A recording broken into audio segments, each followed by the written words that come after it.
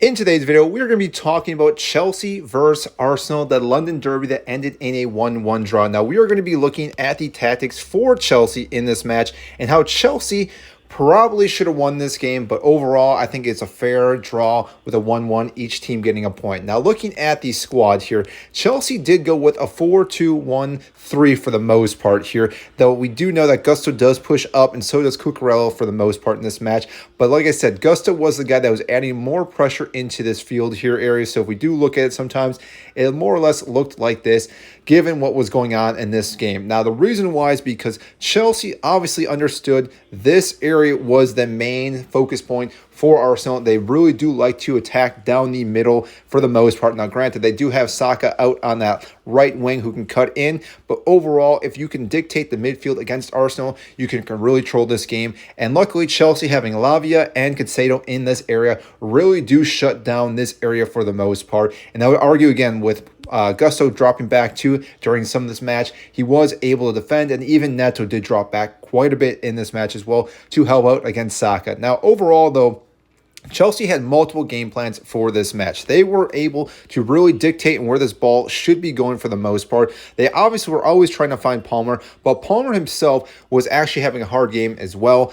Thomas Partey obviously was man-marking this guy and trying to follow wherever he was going. Mikel Arteta understood that really Chelsea do thrive when the ball goes to Palmer because he's always looking to, again, play the ball to find other players. That being said, though, Palmer did have a clear chance to really set the tone for this game. If we back this up just a little bit, Jackson had a perfect through ball to himself, but for some reason, Palmer missed this. That gap was wide open. Now, I don't know if Jackson would have finished that shot or not, but that being said, that was a big key mistake because had Chelsea taken advantage of that, that could have been a goal in the first half, which really would have changed the whole atmosphere of this game. But instead, he played out to Neto, who again did what he did most of this game. We will talk about him in just a little bit. Again, was able to do everything on this side, did play a ball across, and it was Noni that was there at the back post and just did not put it on target. It probably should have also been on target. So there was multiple chances where Chelsea should have maybe scored in this opportunity, but did not happen. And therefore, again, Chelsea were a little bit stagnant throughout the first half in this match. They went in 0-0 at halftime. Again, Arsenal came out in the second half and really did dictate the domination on these wings. And therefore, again, what they were able to do was Martinelli, and I'm just going to throw this player here, was able to do something along this outside back post. So again, the ball came across. And yes, Sanchez should be making that save in this game. It's one of those that you now have to start looking at the goalkeeper because getting beat near post at that point blank, and there was a massive gap in between him and the front post. It is something that is going to be questionable. Jurgensen, I think, might be getting the call up to be the #1 goalkeeper after the international break. But as of right now, obviously Sanchez is there.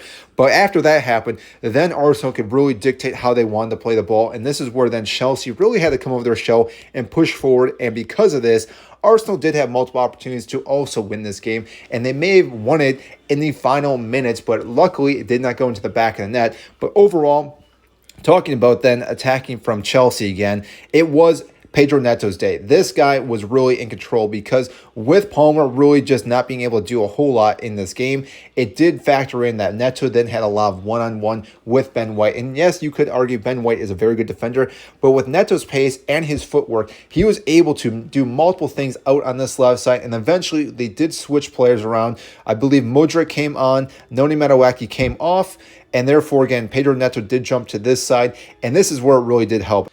Now, Enzo Fernandez did come on for Lavia, who I do believe was a key factor in this match because he's another player that can play the ball very well, not just Palmer. So again, it took some pressure off Palmer and made it difficult then for Arsenal to defend multiple players that can play balls.